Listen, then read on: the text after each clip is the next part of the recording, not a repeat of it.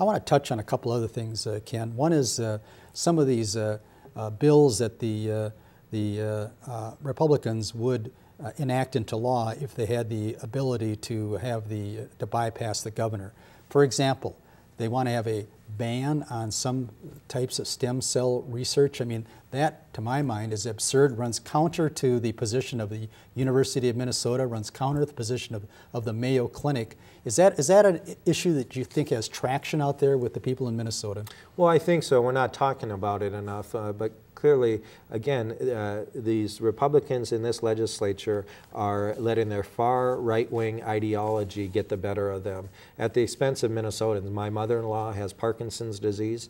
Diabetes, Parkinson's, Alzheimer's. We think about this every day, about the fact that if there was more research being done around issues like Parkinson's and stem cell research, maybe we could find a cure for some of these diseases. And maybe, probably not in my mother-in-law's lifetime here, unfortunately, but maybe for future people afflicted with these diseases, we will actually find a cure. And Minnesota used to lead the nation in terms of medical research, because we made the kind of investments in our higher education institutions that allowed us to potentially find a cure for cancer, allowed us to have the first heart transplant, and allowed us to, at the end of the day, to be in a position where we were leading the country and world in medical research, and now, because we've stopped making these investments, we no longer are. And the fact is we should be putting more money into this kind of research, and we should be not introducing policies that would prevent this kind of research from taking place.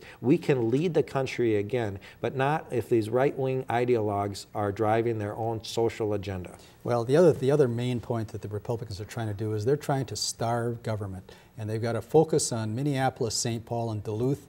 They're going to They propose to cut local government aid by upwards of $700 million, right, with the intention, I suspect, of just decimating the programs that have been put in place by these cities. Do you think that the governor will allow that to happen?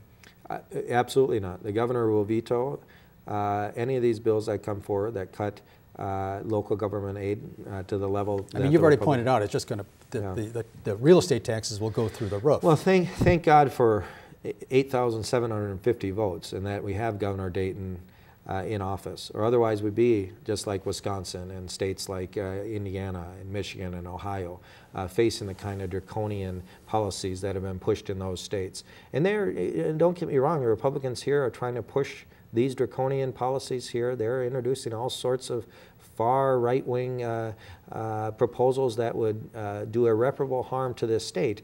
But the thing we have going for us, Tim, is we have a goalie in Governor Dayton who's going to make sure that none of that stuff passes, and thank God for that. Otherwise, this state as we know it, we might as well kiss it goodbye. Ken, you're on the point, as I mentioned earlier, but what can we do as just ordinary citizens out here in the 3rd Congressional District to take a principled stand against what's happening at the legislature? Well, get involved. Get involved with the Democratic Party. Make sure that your voice is heard. Call your legislators. Express your displeasure with their action up there, and organize. And organize for the next elections. Start talking to your neighbors. Start talking to voters in the district, and make sure that we don't take 2011 off. I don't consider 2011 a planning year. And by planning, it's code for take off and wait till the election year. Right now, we need to organize. We need to roll up our sleeves, go door to door, talk to voters about what's happening in the legislature, and make sure that people are aware, eyes wide open with what the Republicans are doing at the legislature to destroy this state. Because I can tell you that voters in the suburbs, voters in places like Eden Prairie, what they care about is their schools.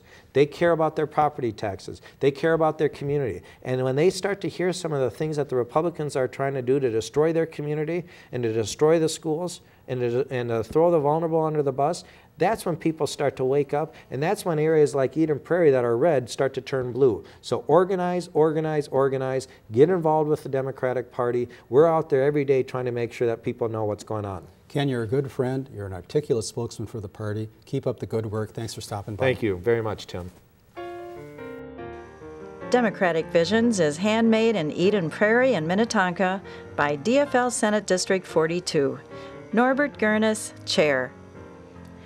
Democratic Visions can also be seen on our website, dflsd42.org.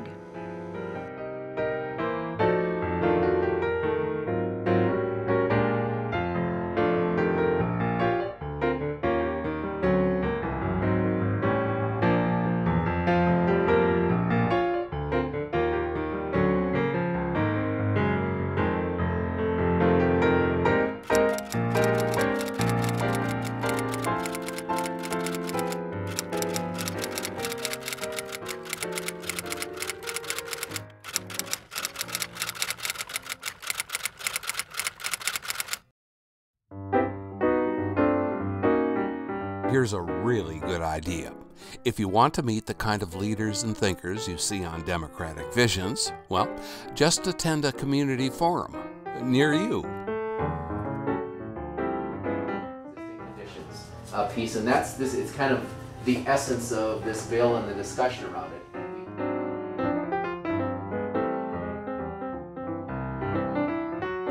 Topics, times, and places in suburban Hennepin County are listed at www.dfl3cd.org.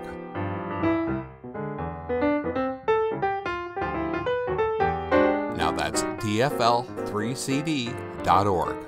We'll be looking for you. That's really important. Primary care providers, because nurses and a lot of other people.